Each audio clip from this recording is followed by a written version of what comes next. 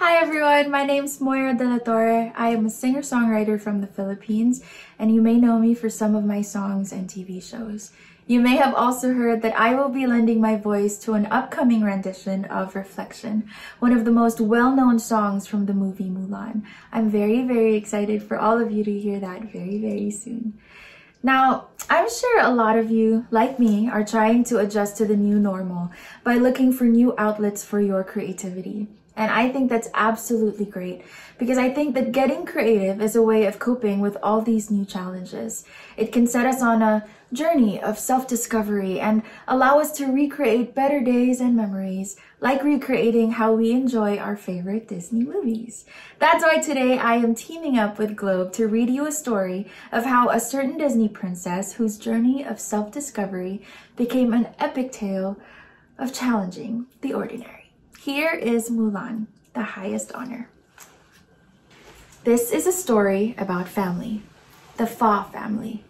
It is the story of Fa Mulan's love for her father. It began when the Huns attacked Fa Mulan's country, China. In times of war, men are called to fight for their country. Sometimes, if a father is called but is too weak to fight, his son may volunteer to take his place. But in Mulan's family, she is an only child. So when her father was called off to war, her heart was broken.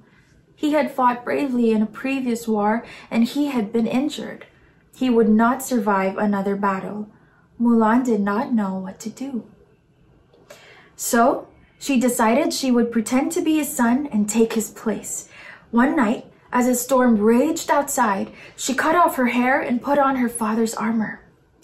She took her father's conscription notice from her parents' bedside, and in its place she left her comb, so they would know where she had gone. She did not want to tell them her plan ahead of time because she knew they would try to stop her. Then she saddled her horse Khan and rode off to meet the army. Chapter 2. Mulan's ancestors sent a little dragon named Mushu to watch over her.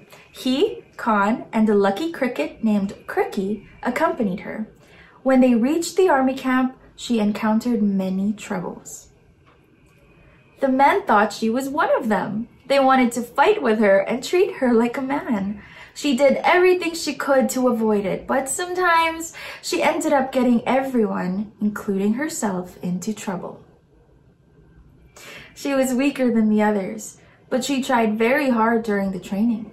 Still, she seemed to fail miserably at almost everything she attempted. It wasn't easy being a soldier. One day, Mulan and the men were running through the mountains with weights across their shoulders. Their captain Shang wanted them to be strong so they would be prepared for battle. But the weights were heavy, and Mulan could barely keep up with the others. At last, she tripped, falling to the ground. Captain Shang saw her.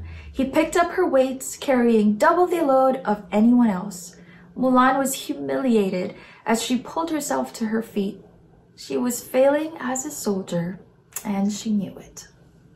Then one day, Captain Shang shot an arrow into the top of a tall pole.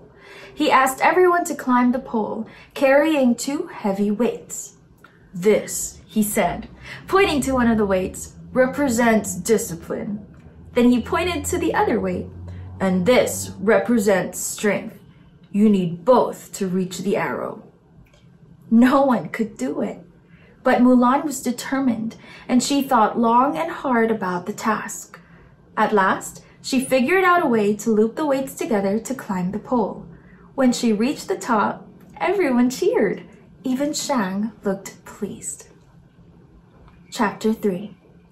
One day, Captain Shang's troops were called to help their fellow countrymen fight in battle. As the troops crossed a snow-covered mountain range, they were attacked by the Huns. Mulan managed to help her troops defeat the Huns by causing an avalanche, and she also saved Captain Shang's life. But unfortunately, she was injured while saving him. When she was unconscious, the army doctor who examined her discovered her secret. "I did it for my father," she tried to explain. But Shang felt betrayed. "A life for a life," he finally said, throwing down his sword. "My debt is repaid." He was sparing Mulan's life because she had saved his. But she was no longer welcome as a soldier in his army. They left her shivering and alone in the snow-covered mountains. Chapter 4. After the others had left, Mulan saw some Huns emerge from the snow where they had been buried by the avalanche. Among them was Shan Yu, their horrible and vicious leader. Mulan knew she had to warn Shang and the others, so she raced to the city where they were meeting with the emperor. They did not realize Shan Yu was hiding, ready to attack. When Mulan found Shang and the others, no one would believe her story. Soon, the worst happened. Shan Yu captured the emperor and held him captive in the palace. Shan Yu and his men locked all the entrances. No one could get inside to help the emperor. Finally, Mulan managed to convince some of her army friends to help. Even Shang eventually joined her. She formulated a plan to disguise the men as women, and the Huns would never expect women to attack them. Soon, Mulan and her friends managed to defeat Shan Yu and save the emperor, using cleverness, not strength. Chapter 5. The emperor was grateful, but Mulan figured he would be angry with her for pretending she was a man in order to save her father. Instead, he thanked her, and he honored her family. "Take this," he said, handing her his pendant, "so your family will know what you have done for me." Then he handed her Shan Yu's sword. "And take this, so the world will know what you have done for China." Then Mulan rode off, back to her family. When she returned home, her family was so happy to see her safe and sound. They were deeply honored by the emperor's gifts. And as for Shang, he found out where Mulan lived and he came to see her. She liked that part. In fact, she asked him, "Would you like to stay for dinner?" And she felt very much in agreement when Grandmother Fa added, "Would you like to stay forever?" The end. And that's our story for today. I hope you all enjoyed. You can also find more magical ways to recreate better days on disney.ph/magicmoments in partnership with Globe Telecom. Thanks for joining me today. Bye.